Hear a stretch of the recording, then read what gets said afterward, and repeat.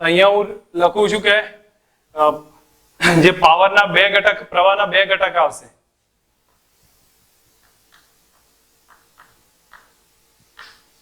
એક પહેલો આવશે પાવર ઘટક, એ કયો હશે?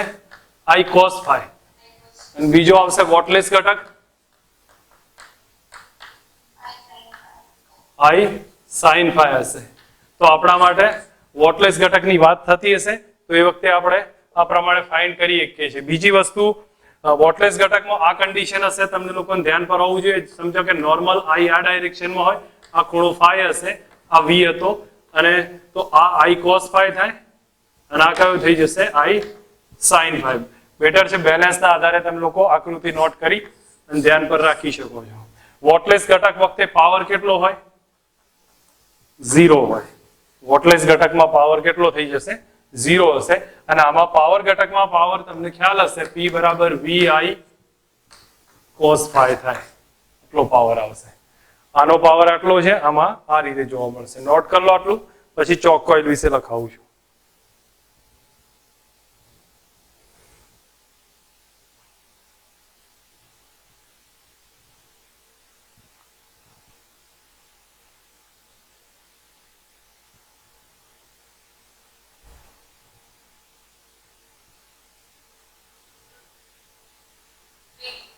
થઈ ગયું છે?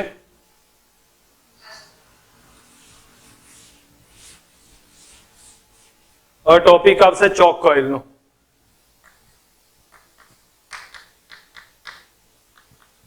ચોક કોઇલ ટ્યુબલાઇટમાં જનરલી યુઝ થતી હોય છે.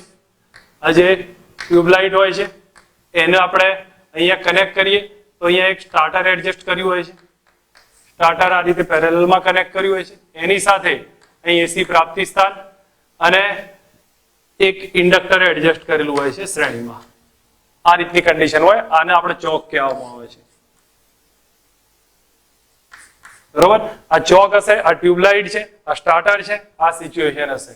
હવે તમે એક વસ્તુનો વિચાર કરશો કે નોર્મલ કન્ડિશન હોય, ટ્યુબલાઇટ નો સમથિંગ રેઝિસ્ટન્સ હું R ધારી લઉં છું, ચોક કોઇલ સાથે કનેક્ટ કરી છે, તો ચોક કોઇલ નું ફંક્શન કયું છે? તો ચોક કોઇલમાં તમે I બરાબર લખશો તો V/Z આવે, V/Z આવશે. V/Z એટલે કેટલા? √R² + XL² આવે, R² + XL². તો એના ઉપરથી આપણે કહી શકીએ કે આ ચોક કોઇલ છે પ્રવાહને નિયંત્રણ કરે છે. પ્રવાહને નિયંત્રણ કરે છે. તમે સમજ રાખો, કારણ કે XL એડ થયો ને, XL એડ થઈ ગયો આમાં, તો Z ચેન્જ થઈ ગયો. Z ચેન્જ થશે તો એ પ્રવાહને શું કરી દેશે? નિયંત્રણ કરશે. તો કંટ્રોલ કરવાનું કામ આ કરે છે, આ ચોક કોઇલ. તો એક સીધું સ્ટેપ છે. ચોક કોઇલ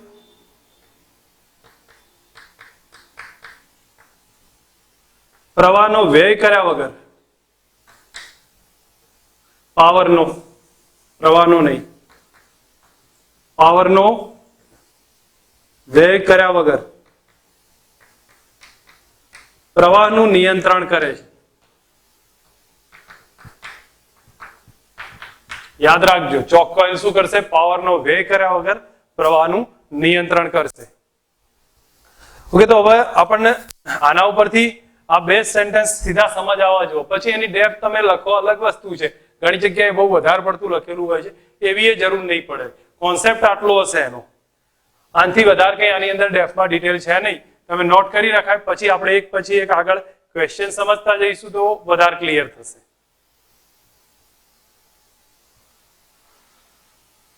લખાઈ ગયું છે ભાઈ વધારે? ચલો આ ક્વેશ્ચન નો આન્સર કહેશો મને? એસી પરિપથમાં વોટલેસ પ્રવાહ વહેતો હોય તો પ્રવાહ અને I વચ્ચેનો કળા તફાવત, કારણ કે પ્રવાહ 90 ડિગ્રી આવી જાય ત્યારે જ થશે. અહીંયા બોલો, 0.7 હેનરી ઇન્ડક્ટર છે, 220 વોલ્ટના અવરોધ સાથે જોડેલો છે. આ જોડાણ સાથે આટલો વોલ્ટેજ ફ્રીક્વન્સી આપી છે. વોટલેસ પ્રવાહ, કયું સૂત્ર વોટલેસ પ્રવાહનું? IRMS લખી દેવાનું, IRMS sin phi. Okay, IRMS એટલે VRMS by Z sin phi. Z ના બદલે √R² + XL². ગણી કાઢો. VRMS √r² plus XL². હજી આનું જે લોકોને કન્ફ્યુઝ હોય એમ નીચેનું એક સ્ટેપ લખી દઉં છું. VRMS √r² પ્લસ XL એટલે 2πfL થાય એનો સ્ક્વેર ઇન્ટુ sin phi. કિંમત મૂકી દો તો VRMS થશે 220, R આપ્યા છે, ફ્રીક્વન્સી 50 આપી છે, ઇન્ડક્ટર 0.7 છે, sin phi okay 1 minute 2 second હો. દાખલો થોડો ગણાવું છું મારે, કારણ કે અમુક જણાને સીધો કદાચ ખ્યાલ નહીં આવે તો હું સ્ટેપમાં થોડુંક રિલેશન લખી આપું છું તમને. 2 સેકન્ડ ઉભા રહેજો. હું આને હાલ પૂરતું એવોઇડ કરું છું કારણ કે આપણે sin phi ની જરૂર પડશે.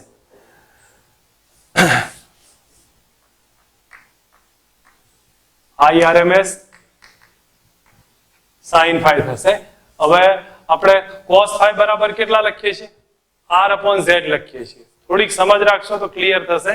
cos phi બરાબર R/Z છે. અહીંયા થોડુંક એક સ્ટેપમાં એડજસ્ટ કરવું પડશે કે sin phi કેટલા થઈ જશે?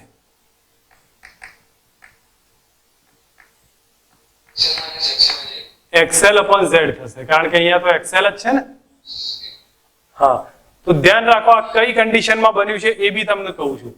અહીંયા તમને સીધો ખ્યાલ હશે, આ R હતું, આ XL - XC હતું, આ Z હતું, તો આ phi હતું. તો cos phi એટલે R/Z થયું. sin phi કેટલો થાય? XL - XC, પણ XC છે નહીં તો XL/Z થાય. અને બાકી પછી હવે તમે કિંમત મૂકો તો IRMS કેટલા? તો VRMS/Z થશે. અને આ cos sin phi એટલે XL/Z, તો શું થઈ ગયું? Z² થઈ ગયો. હવે તમે કિંમત લખો તો VRMS એ તો એમના એમ રાખું છું અને Z એટલે R² plus XL². R² plus XL છે, રૂટ કેન્સલ થઈ જશે ઇન્ટુ XL. આ સ્ટેપ આવે. હવે VRMS કેટલા લખું? 220. XL તો આ 50 છે તો ઓમેગા 314 થશે. 314 અને L ની કિંમત 0.7 અહીંયા લખું છું તો R ની કિંમત કે ભાઈ R આપ્યો છે કે મારાથી 220 છે ને, 220 નો વર્ગ વત્તા 314 ગુણ્યા 0.7 એનો વર્ગ. સોલ્વ કરો કોઈ આન્સર મળશે. કેટલો આવે? 0.5. બાકી બધાને સમજ આવશે મેથડ? નોટ કરવા જેવું સમજવા જેવું ક્વેશ્ચન છે, આપણને ધ્યાન પર હોવું જોઈએ આમાં. ચલો હવે LCR AC શ્રેણી પરિપથમાં વોલ્ટેજ V છે, પ્રવાહ I છે, તો પાવર કેટલો વિખેરણ પામતો? બોલો શું આવે આમાં? રાઈટ આન્સર આપો.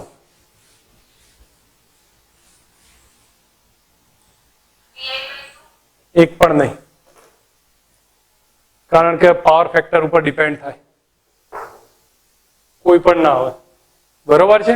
પાવર ફેક્ટર વગર તમે પાવર ના લખી શકો. અહીંયા V નું સૂત્ર આપ્યું છે, I નું સૂત્ર આપ્યું છે. પાવર કેટલો?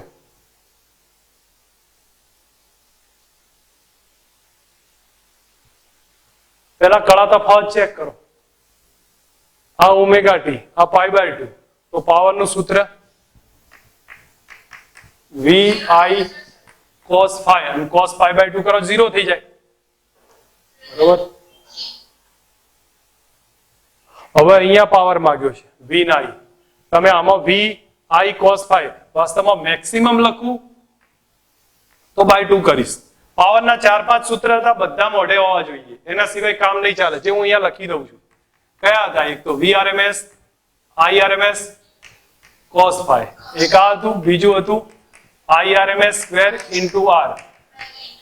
IRMS² સોરી V² હતું ને, VRMS² Z² into R. આટલા હતા. તો તમને આમાંથી કયું ઠીક લાગે એ લખવાનું છે. હું માનું ત્યાં સુધી આવશે VM IM/2 cos phi. VM કેટલા? 100 થશે. IM કેટલા? હા, IM કેટલા? 100 મિલી એમ્પિયર. 100 મિલી એમ્પિયર. તો 100 ગુણ્યા 10 ની -3 અને cos phi એટલે phi કેટલા છે π/3 બે વચ્ચેનો કળા તફાવત તો મૂકો કિંમત આન્સર મળશે કેટલો થશે હા ડિવાઇડેડ બાય 2 લખવાના રહી ગયા છે મારાથી divided by 2 2.5 watt milli ampere ભૂલતા નહીં હવે નેક્સ્ટ છે V નું સૂત્ર આપ્યું છે I નું સૂત્ર આપ્યું છે પાવર કેટલો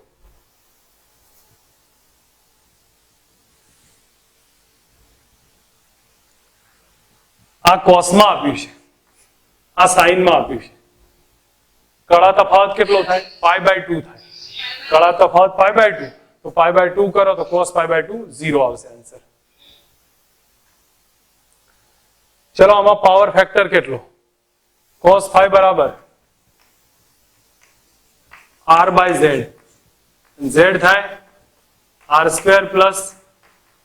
xl - xc નો સ્ક્વેર થાય કે નહીં ગણો બધું આપ્યું છે ટોટલ r કેટલો ટોટલ r 80 થાય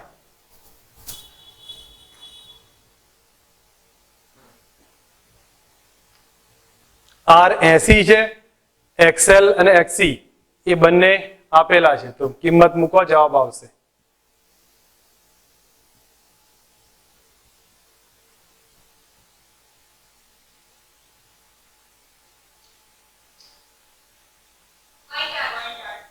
ગુડ મેં તમને કહ્યું હતું પાવર ફેક્ટર 0.8 ની આજુબાજુમાં હોય ચલો અમુક સંખ્યાના વીજળીના પાવર રેટિંગ 1000 વોટ આપ્યું છે એસી વોલ્ટેજ આટલો લાગુ પાડીએ તો આરએમએસ પ્રવાહ કેટલો અહીંયા હું કિંમત લખું છું સૂત્ર કયું આવશે તમે કહેજો પાવર નું સૂત્ર P બરાબર VRMS IRMS cos phi આપણને વોલ્ટેજ આપ્યા છે મેક્સિમમ તો અહીંયા એક કામ કરું Vmax/√2 કરી દઉં હવે આપણા પાસે IRMS એકલા બાકી છે પાવર કેટલા 1000 Vmax કેટલા 200 ભાગ્યા √2 અહીંયા રહેશે IRMS cos phi કેટલા છે 60 નો એંગલ છે cos 60 કેટલા થાય I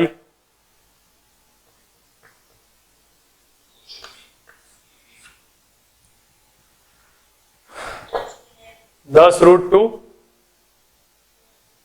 ચલો બરોબર હવે બોલો અહીંયા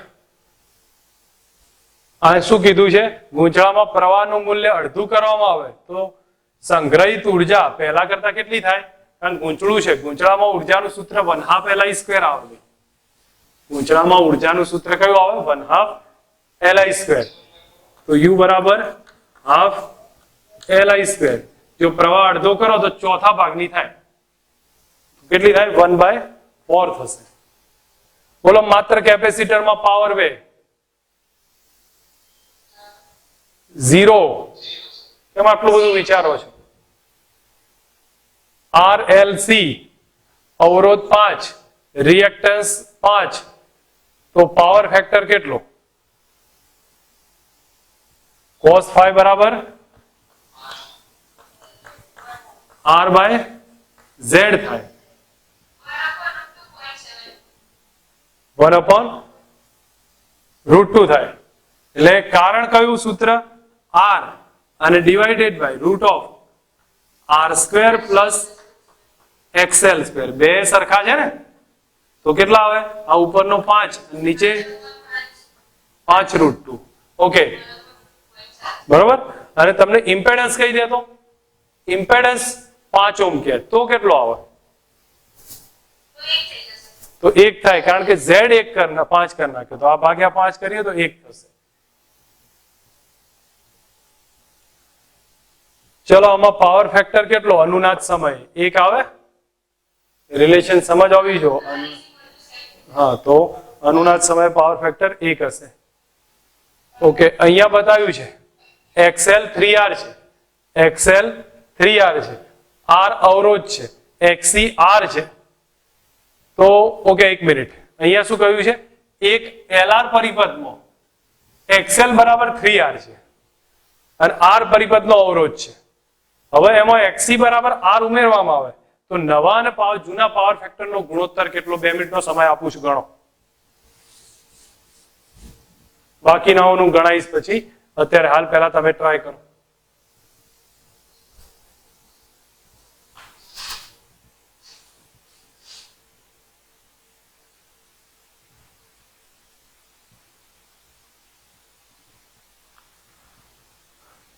પહેલા L અને R જ છે, તો cos phi 1 બરાબર R by Z. ઓકે, ચલો, જે જવાબ આવતો હોય ભલે, વાંધો નહીં, હું અહીંયા લખું છું, XL સ્ક્વેર થશે. તો R divided by root of R square plus 3R નો સ્ક્વેર, કારણ કે XL ની કિંમત 3R છે.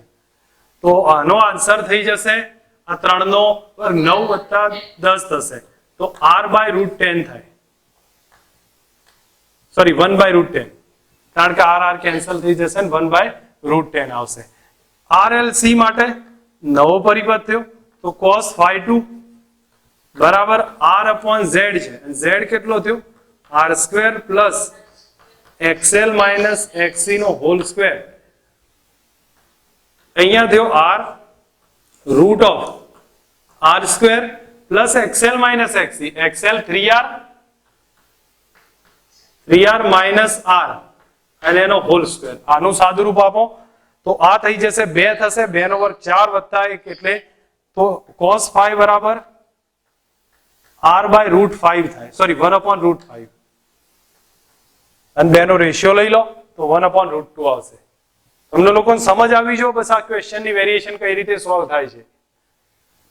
ઓકે, હવે અહીંયા કીધું છે પાવર 2 એમ્પિયર, વોલ્ટેજ 220, તો પાવર 40 વોટ હોય તો પાવર કેટલું, પાવર ફેક્ટર કેટલું, cos phi કેટલું? તો VI cos phi, P બરાબર VI cos phi કર દો, જવાબ આવી જશે.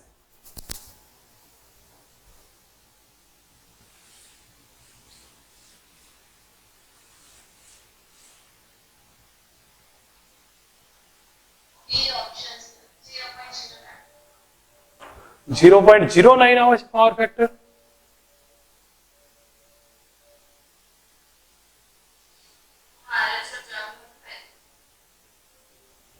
એક મિનિટ,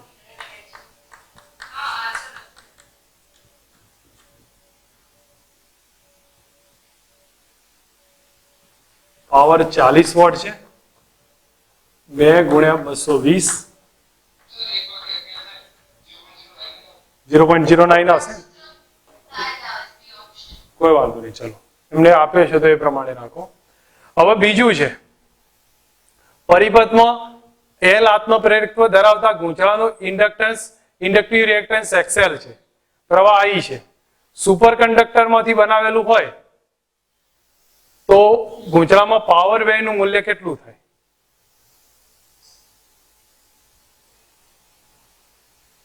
સુપર કંડક્ટરમાંથી બનાવેલું હોય તો ગૂંચળામાં પાવર વ્યયનું મૂલ્ય કેટલું?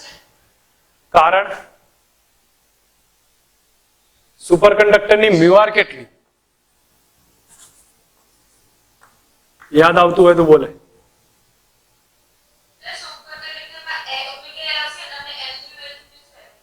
હા, હું તમને એ જ પૂછું છું, મને એટલું કહો, સુપર કંડક્ટરમાં મ્યુઆર કેટલી? 6થા ચેપ્ટરનો ક્વેશ્ચન છે.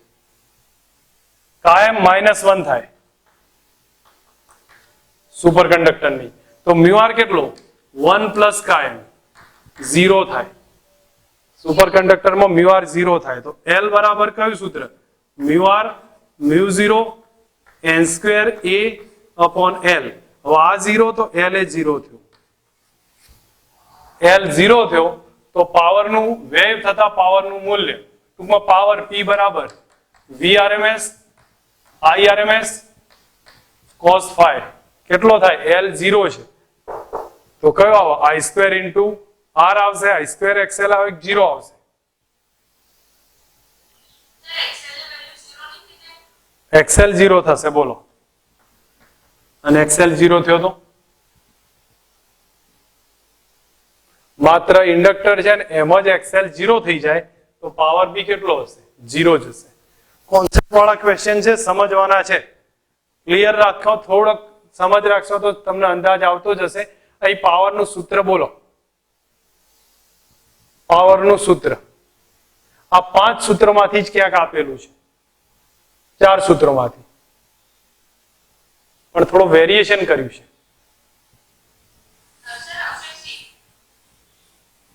ગુડ. નહીં, સી નહીં આવે, સી નહીં આવે, ડી આવશે. જો હું લખું છું Vmax સ્ક્વેર, Vmax સ્ક્વેર ના બદલે E સ્ક્વેર કરું છું, R બાજુમાં રાખું છું અને Z સ્ક્વેર છે, ધેટ મીન્સ કેટલા થશે? R square plus XL minus XE એનો સ્ક્વેર. બસ આટલું સ્ટેપ આવે, કારણ કે રૂટ નીકળી જાય સ્ક્વેર કરવું એટલે. બરોબર. ચલો હવે અહીંયા મને કહો, આટલી ઝડપથી ભ્રમણ કરતું જનરેટર છે, 120 વોલ્ટ 30 એમ્પિયર પ્રવાહ છે, પાવર વે આટલો છે, તો જનરેટરને ચલાવવા માટે ટોર્ક કેટલું?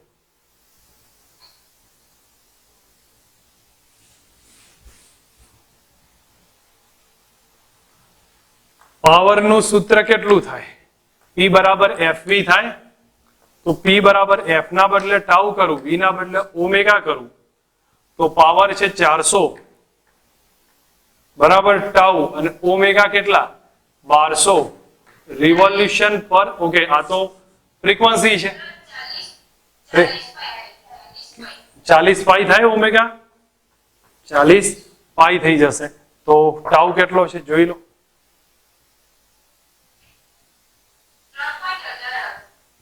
મેથડ સમજ આવી જશે આ બધામાં. ધ્યાન રાખજો, એક વાર તમારી રીતે ચેક કરવાનો ટ્રાય કરજો. પછી બોલો, અહીંયા L આપ્યો છે, ઓમેગા આપ્યો છે, R આપ્યો છે, બરોબર. પાવર ફેક્ટર 0.5 છે, તો કેપેસિટન્સ કેટલું? જે લોકો ના આવડે એમનું ગણાવું છું, બાકી આવડે ગણવાનું ચાલુ કરી દે. આમાં તમે સીધું સ્ટેપ લખશો તો cos phi બરાબર R upon Z. R અને RL પરિપથ છે, C તો ઓકે RL C છે, તો લખી દઉં છું route of R square plus omega L minus 1 upon omega C એનો હોલ સ્ક્વેર. તમને આ વેલ્યુ આપી છે 0.5 એટલે 1/2 કરી દઉં છું, બરાબર. R ની વેલ્યુ 100 લખું છું, નીચે 100 નો વર્ગ. આને આપણે XL માઇનસ XC જ કરીએ, નહીતર કન્ફ્યુઝન કરાવશે. પ્લસ XL માઇનસ XC નો હોલ સ્ક્વેર અને એની રૂટ છે. સ્ક્વેર કરી નાખો તો અહીંયા 4 થઈ જશે, બરોબર. હવે તમે એક ધ્યાન રાખો, 1/4 ઇઝ ઇક્વલ ટુ 100 સ્ક્વેર, નીચે 100 સ્ક્વેર, અને તમે XL ની વેલ્યુ લખવી એટલે લખી શકો X ઇન્ટુ L 500 થશે, તો પ્લસ 500 ઓછા XC નો હોલ સ્ક્વેર થાય. સાદુરૂપ આપો, XC મળે અને XC બરાબર 1 અપોન ઓમેગા C કરો તો કેપેસિટન્સ મળી જશે. ગણતરી કરી લો.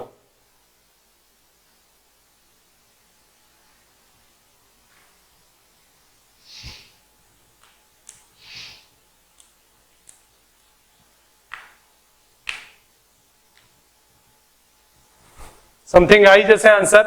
આ 4 માંથી તમે કેલ્ક્યુલેશન કરી લેજો.